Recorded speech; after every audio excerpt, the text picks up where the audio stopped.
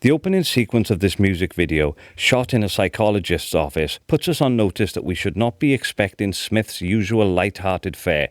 It puts us in mind of the opening of a Sopranos episode, but not one of the comical ones in which those cheeky gangsters kidnap the dog of their teenage daughter's football coach to stop him accepting a job offer in another city, but one of the dark ones where something nasty happens in the end, like Tony battering someone half to death with a phone or an ashtray. So where is Will going with this? Look at him. He seems disturbed. A man on the edge. I think it's gotten worse as I've gotten older. It's gotten worse as I've got older, he tells us. Oh God, is he talking about erectile dysfunction? Whatever it is, I figure it's got something to do with pretty girls because that's the title of the song. What else to do with girls gets worse as you get older? And look at the psychologist. He's hallucinating that she's a pretty girl. Kind of. Oh God, it must be erectile dysfunction. That's okay. We've all been there, right guys? Shit happens. Put it in the comments that you've been there. Don't worry if it's your real name. Ain't no one gonna watch this garbage. Now the camera focuses on his forehead. For the less cinematography savvy of you, this means that we're going to see what's going on inside his head. I hope it's not the psychologist poking his flaccid penis with her biro. The song has started. Here we go. I like pretty girls. And look, we get some pretty girls. Kind of. Why are they enormous pretty girls? I think Will's sexy psychologist is going to have a field day with this symbolism, especially given his relationship with that woman. At a basic symbolic level, this video represents Will Smith as small, physically. The image of a man miniaturized in a world of beautiful, women evokes feelings of insignificance, vulnerability, and anxiety about status or masculinity. Little Will represents Big Willie's fears about being diminished in a romantic or social stature. It's hard not to see this here video as a projection of Will's internal struggle with public emasculation following the events of the last few years. The image of Will dodging giant in different women can be read as a dramatized representation of how the world saw him. Powerless, passive, almost irrelevant in his own narrative. Wow, that's deep. A man in turmoil then. Ho, ho, ho. I'm going fucking wild with the clickbait thumbnail for this one. This is YouTube gold. All the pretty girls, put your drinks up. Okay, well that's just shameless. I hate shit like this. Cringy attempts at crowd engagement. A marketing move embedded in what I will flatteringly refer to as music. Banal wank, masquerading as inclusive fun. Algorithmic flattery. Picture that smug prick's face when he wrote that line, as he imagined a bar full of empowered and seen women whooping, holding aloft their pink hoochers or whatever the TikTok classes drink nowadays, like drunken ladies of the lake brandishing Excaliburs. I like BBLs. That stand for Bad Bitches Link Up. I don't know what that means. Can't be bothered to Urban Dictionary it. Doesn't sound like a real thing. But I generally associate three-letter acronyms with sexual perversions of some kind. The letters BB are a particular red flag. Internet men of the world everywhere should bristle with mild anxiety every time they see them. Are BBLs a thing? This is exactly the same mentality of some moron who's heard a long word somewhere and then tries to drop it into the next conversation without really understanding it. Probably, Smith has overheard one of his daughter's friends saying it and thought it sounded cool. Into his next song it went. No idea what it means, but instinct is telling me it's wrong. A bad bitches link up sounds like something a real man like myself would neither enjoy attending or be invited to. There's not a lot of women not pretty to me. Here, Will Smith is bragging that he'd fuck pretty much anyone. I've got a friend like that. His motto is, any hole is a goal. It's a brave boast by Big Willie.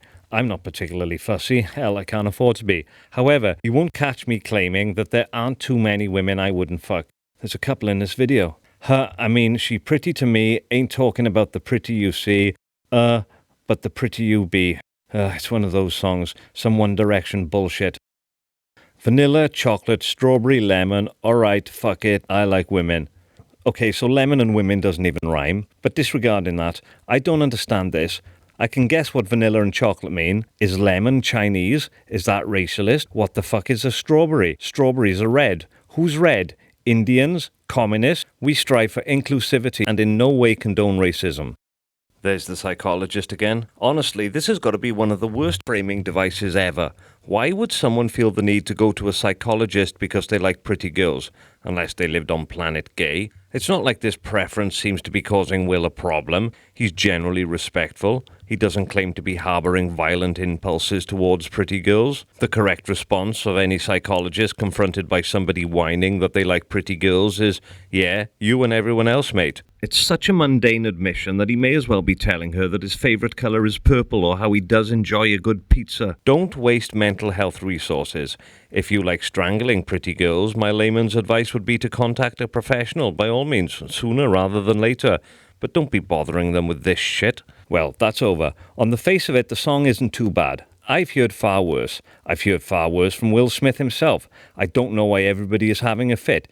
If you thought Getting Jiggly With It or Here Come the Men in Black or In the Summertime were acceptable, then you shouldn't have a problem with this. If this had been released in the 90s, no one would have batted an eyelid. Will Smith hasn't changed. It's just the rest of the world is realising finally what a dork he is. There's plenty more dorks out there, and their time will come. But honestly, it's not the 90s anyway. Everyone was fed up of this half-wits music 20 years ago. For some reason, he got away with it. Probably because A, people were guileless back then, and B, he was in some movies. But it seems sheer madness for Will to think that going back to rap pop was a good idea for a 56-year-old man who the entire world had just witnessed slapping Chris Rock for making a joke about his cheating wife, then sobbing like a big girl in front of an audience of billions, blaming other people and even the devil. He said, at your highest moment, be careful, that's when the devil comes for you. For finding himself in a situation entirely of his own making. For a PR firm, landing Will Smith as a client must be like a law firm landing a crime boss. It's more or less a guarantee that you're going to have a steady stream of quite involved work coming your way, and even better, the nature of the underlying problem means that it's not something that can be readily fixed. I don't know if Will Smith suggested releasing this song or it was the good folks at Fuckwit and Maxwell. My gut feeling is that it was the PR firm. They are clearly curating his every move. See the recent glut of podcast appearances. I think some big brain told him the best way to wing back the public was the same way he'd won them over in the first place, with the mic and his charisma. Even so, I don't imagine that they had this in mind. Possibly they told him to go away, write a song, expecting something a bit more introspective, maybe something acknowledging his faults, and then he came back with this. I would have loved to have been in that boardroom. I certainly see filthy PR hands at work in this song.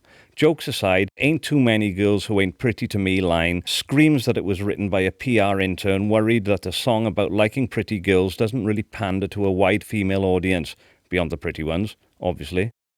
Think of the every woman, the intern told Will Smith, uncapping her biro. We risk alienating them here. Let's turn this loss into a win by celebrating women like that Christina Aguilera one. Will isn't really listening to her. The intern is a pretty girl and she's got 2 buttons on her blouse undone. And about the dancers, she tells him. Now Will perks up. I said I wanted dancers, yo, he tells her. Pretty ones. The song is about pretty girls and me liking them. Not anymore, the intern says. Now the song is about celebrating the every woman. But they'll be better than Pitbull's backup dancers, right? Well, of course, we're not crazy, Will. Now, due to shockingly bad video performances, which I refuse to attribute to my content, I am instead blaming the woke YouTube algorithm for silencing me due to perceived anti-Semitism, Islamophobia, and general foul language. Black Cassette music is now 100% guaranteed anti-Semitism free, Islamophobia free, and I have even dialed back on the swearing. There's only about 4 swear words in this entire video, and one of them was a direct quote from Potty-Mouth William. You might think I've strayed a little too close to misogyny on occasions, but you'd be wrong. And even if I did, I was doing it ironically. Like and subscribe, please. I'm dying out here.